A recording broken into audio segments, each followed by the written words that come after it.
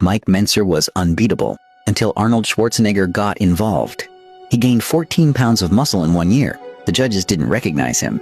They thought he was a completely different person. But before Mike Mentzer became a legend, he was a broken man sitting at 245 pounds, too depressed to even touch a weight. This is the part of his story no one talks about. 1971. Mentzer is 29 years old. He enters the Mr. America and places 10th. Not great. But something happens at that contest that changes his life forever. He meets Casey Viator. He meets Arthur Jones. They introduce him to a training philosophy that goes against everything the bodybuilding world believes in. Less volume, more intensity. Train harder, not longer. Mentzer doesn't just listen.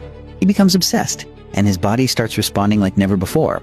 He's making the best gains of his life. Everything is clicking. He can feel that greatness is close. Then his shoulder explodes.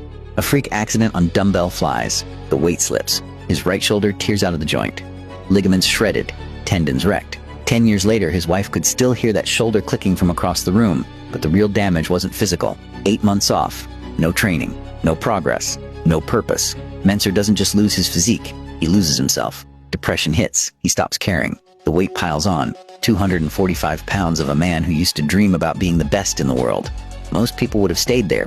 Comfortable. Forgotten. This is where most people quit. But something in 1974 pulls him back. Not ambition. Disgust. He looks in the mirror and doesn't recognize what he sees. So he starts again. 3 days a week. A couple of sets per body part. No big comeback plan. No competition goals. Just a man trying to feel like himself again. And then something strange happens. The muscle comes back. Fast. Almost unnaturally fast. Like his body had been waiting for permission. That's when the switch flips. He enters the 1975 IFBB Mr. America. Places third behind Robbie Robinson and Roger Callard. Respectable. But Mentzer doesn't want respectable. He goes back to Washington with his brother Ray and trains like something is chasing him. Heavy. Brutal. The kind of training that breaks most people. Now here's where the story gets ridiculous. He comes back the next year. Steps on stage. And the judges literally do not know who they are looking at. 14 pounds of new muscle on an already muscular frame. People in the audience think he's a different human being. He goes from a distant third to a dominant first. Every single judge votes for him. Every judge except one, Arnold Schwarzenegger, who just happened to be Roger Callard's training partner. But none of that mattered, because Mike Mentzer felt something that night that he would carry for the rest of his life. He said the emotion hit him so hard he had to fight back tears on stage.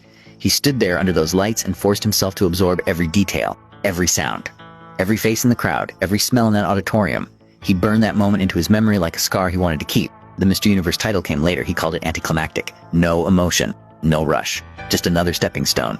But that night at the America, when a kid from a tiny Pennsylvania Dutch farming town proved that the whole bodybuilding world had been training wrong, that wasn't just a victory. That was revenge against every version of himself that almost gave up.